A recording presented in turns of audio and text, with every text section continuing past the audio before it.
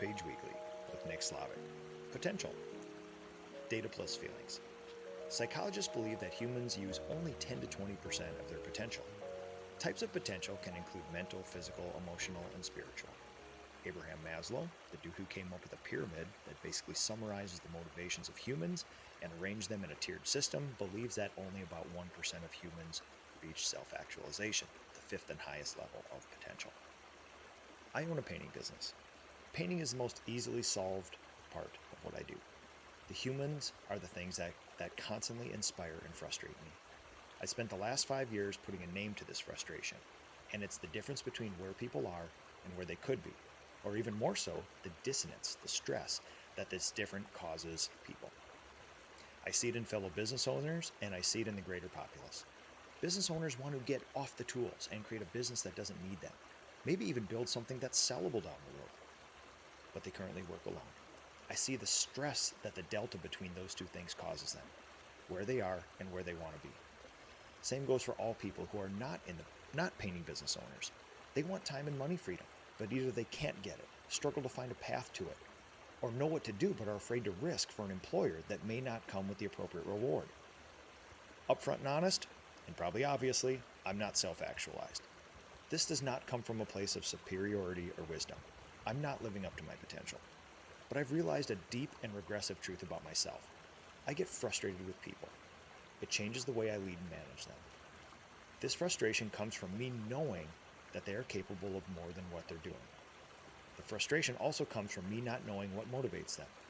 The frustration also comes from the knowledge that they might not want for themselves what I want for them, or they may not care, or they may not be in a stage of life to change, or maybe something else entirely.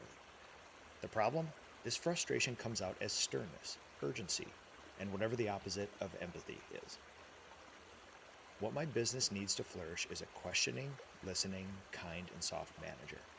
My standard state of operating is not that, but I've adapted because I know this fault of mine.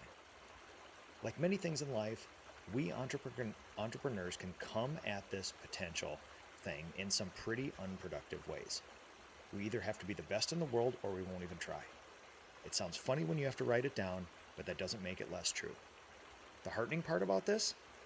Our industry is a perfect example of what even a modicum of additional effort will get you. If you generate $1 million of revenue a year, you will be in the top 1% in our industry. Even better perspective, that same amount of top-line revenue will put you in the top 4% of all businesses in all industries in the US. It's hard, but not that hard.